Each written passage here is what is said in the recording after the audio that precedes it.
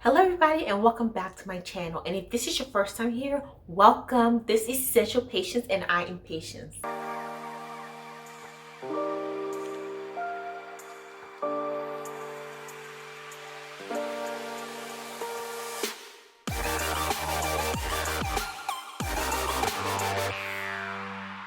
In today's video, we are doing a part 2 of reacting to different hair tips, and I'm going to give you my personal opinion. Of course, everybody does things differently, but now let's just get into looking at people do their hair. I'll give you a little critique, a little review, and then you let me know what you think in the comment section. And so if you haven't already, like this video, subscribe to this channel because I talk about so many different things including hair. And now I am going to watch other people do their hair and give different tips. Let's see what we can add to our routines, what could be better, what we could take away. Well, let's check it out. So let's watch this first video.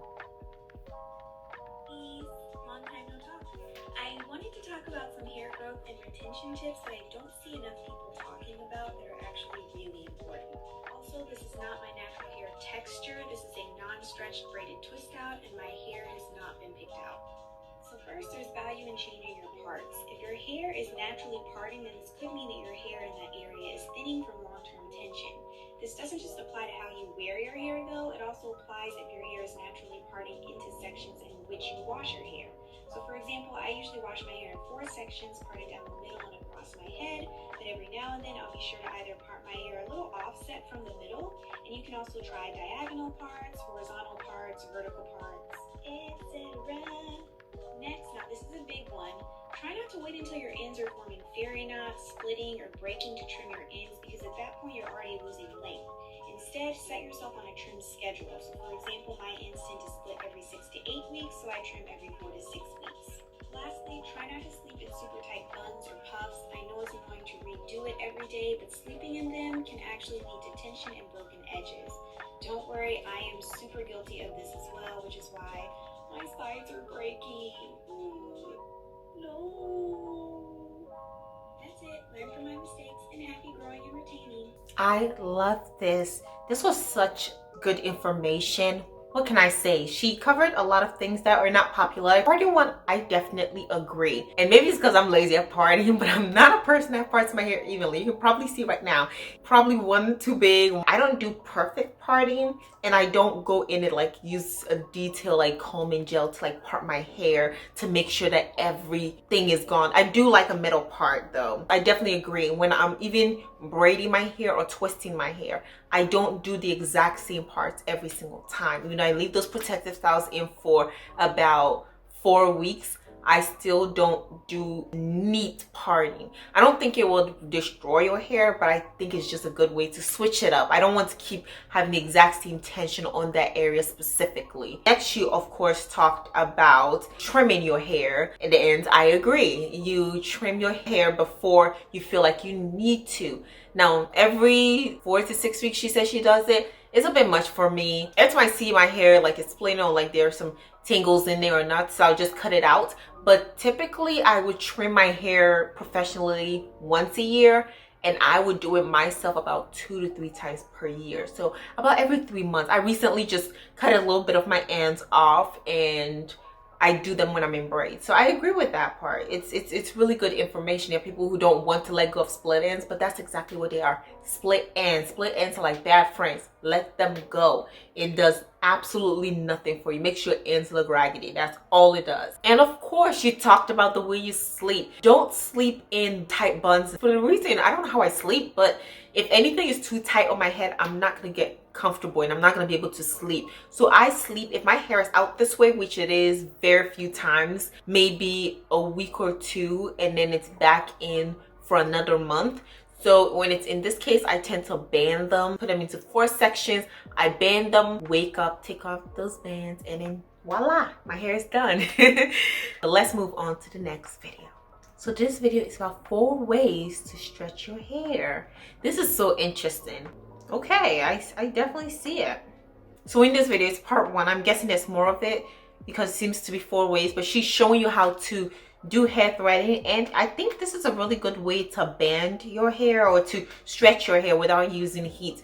I typically stay away from heat, especially now that my hair has been flourishing more. I really don't see why I would use heat on my hair. Ever since I started growing my hair, I've never excessively used heat, but it's something that you don't want to keep doing consistently. So every time you want to stretch your hair, you should probably not be blow drying it. It's not every time. So threading is a really good way. For me, it's long. Like, I can't see myself doing this.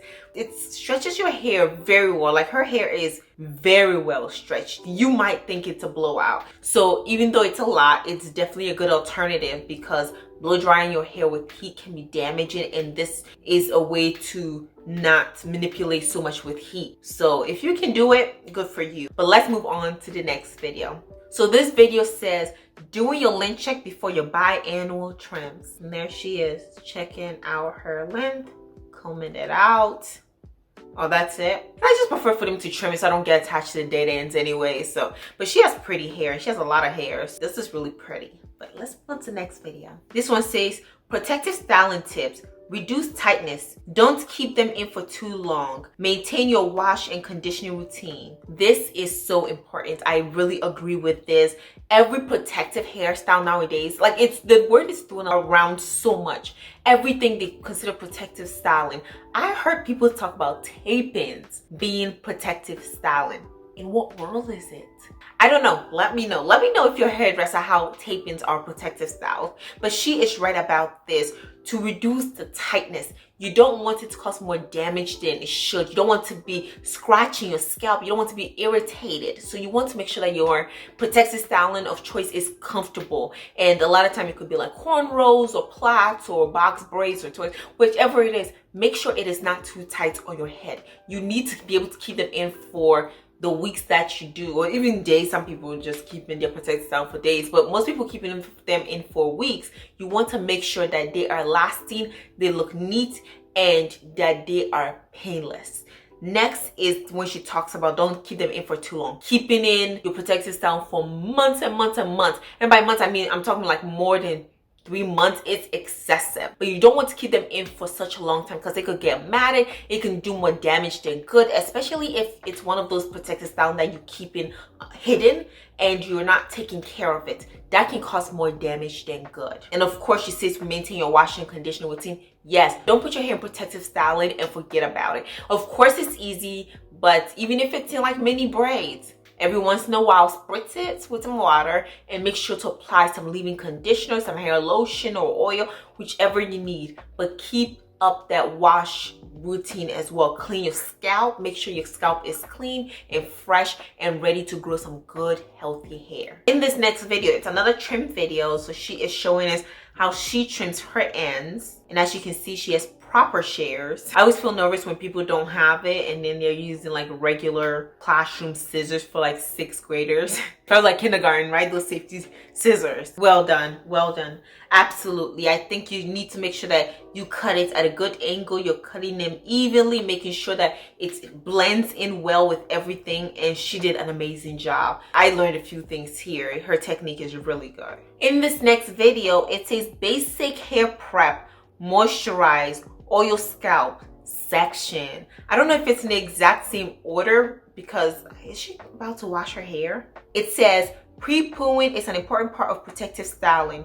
Properly moisturize and detangle the hair for an easy styling is smooth manipulation. I agree with that. I don't know if I guess it's moisturizing. I use a conditioner to pre-poo, but I don't add oil to it. Also, the sectioning, yes, that is important. I mean, she's the hairstylist. She's the one with the certificate in hair, so I don't have to agree, but I think she knows exactly what she is saying. But in this, I don't think that I would consider adding oil before I wash my hair, but I do section it and I do pre-poo with conditioner. Now let's move on to the next video. Smoothing is a technique I like to use from beginning to end in my wash day. Rinsing my hair out and shampooing and conditioning, and then when I get to styling, those curls just pop.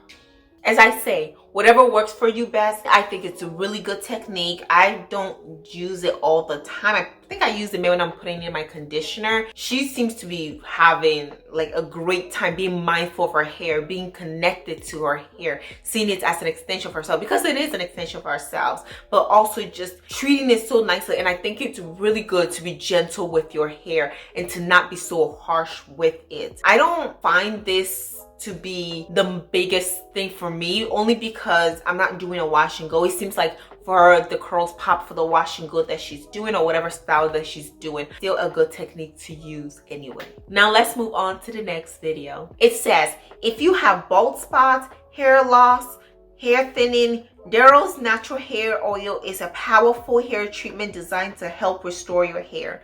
Well, I don't know about that, but if you do have issues with hair thinning, I would suggest that you go to your primary care doctor, talk to them, have that conversation. They will help you navigate it. Natural hair oils are also good, but I would say that if it's something that's excessive especially, it's best to see a professional and get professional opinion. Now let's move on to the next hair tip. So when it comes to styling natural hair, it can be intimidating. It can be a lot of work. It can be overwhelming, but it does not have to be. Big tip for you. Work in small sections. Do not try to tackle your whole head at one time, especially if you have thick or long hair. Part your hair into tiny little sections. Apply your leave-in conditioner, your cream, whatever it is that you use. Detangle it, twist it up. There you go. Now you're ready to style, which will be a breeze since your hair is already sectioned off and detangled. I promise you, you will not regret this step. I totally agree with her. I do this every time I wash my hair out. So in next week, I'll be washing my hair out. This is a similar step that I'll be taking. Once I wash it in sections, I make sure that when I come out, I put them in sections to apply the leave-in conditioner, braid it up and wait for it to dry. And then once it's dry, I will tackle it from there and choose a protective style, either twist or plaits. But whichever it is, you want to make sure you do it in sections. Try to do your whole hair at once. Like, have you tried applying just a bunch of leave-in conditioner onto your entire head? Like, it would be impossible to get in there if I don't do sections. I'll just be hitting and missing. So for me, working in sections is imperative. And like she said, just be calm. Don't get too anxious about it. There were times where I was like going to do my hair and it would be like, oh my God, like I have to do my hair. But I just don't be anxious about it. Take it as a time to really be mindful. Think about yourself, think about your hair, love on your hair. And I think that that really makes a difference as to how you feel about it. You won't feel so anxious about it. You won't feel so defeated by it, but instead it will be a joyful moment and a joyful time to have. Moving on to the next video, it says, question, how often should I re-moisturize my hair? Answer, moisturize as needed. I couldn't agree more with this. I think it goes the exact same way for trims, except trims are a few times a year. But when you're trying to re-moisturize your hair, do it as needed. Like, doing it every single day, I think for me is a bit much. Are there people who may need it? Sure. But for me, I don't think it's necessary at all to do that. Re-moisturize it every day. It's time consuming and it's just a lot of products and it causes product buildup on your hair. Now, what I do is I like to feel for my hair and typically even do it maybe twice a week if I need to re-moisturize. After the first week, I do about twice a week, and that is really helpful. Listen to your hair. And now, moving on to the last video, let's look at this. It says, 3 things I avoid for massive hair growth. 3 things I avoid for massive hair growth. I never detangle dry matted hair. I never let my hair air dry in its natural state. I never use a comb without finger detangling. Read caption for details. The first one, when she talks about how she does not detangle dry matted hair, I agree with that to some point, because sometimes when I'm at night, when I'm trying to put my hair in sections, my hair is on the drier side, but it's not a big deal. What I think she means is, especially if you're about to wash it, don't do that to yourself, because I'm not going through here with a fine-tooth comb. It's just like a little quick finger detangling. But if you're trying to go through and then you need your hair like fully detangled, don't do it on dry matted hair. You can just use a conditioner or pre-poo and then just go through each section. It makes washing it even easier. Next, when she talks about making sure that her hair does not dry in its natural state, I agree. I personally would not use heat on it, but what I use is stretching methods such as like braiding my hair up. This style is to stretch hair. My hair does not dry in its natural state, because who's going to detangle that? It's going to cause so many tangles, more difficult to detangle it. And the last one she talks about is making sure that she finger detangles first before she detangles with a comb. I also detangle with a wide tooth comb, but before that, I always finger detangle. It is very important. And there's some knots and tangles that you can get out yourself in your hands. It makes it so much easier rather than bringing in a comb, which adding tools help our hair, but then adding in a comb in a situation where you could have used your more gentler fingers would definitely be more better and more beneficial to your hair growth and your hair growth journey. So with that, I am bringing this video to an end. Let me know what you think. I definitely liked all these tips. I would definitely be trying some of them out, but overall I think these ladies did a lovely job. So thank you, and thank you for coming here and watching this video with me. Like, comment, and subscribe to my channel if you haven't already, and ring the notification bell because guess what? I post 2 videos a week on Tuesdays and Fridays. Come over because we are gonna have a great time.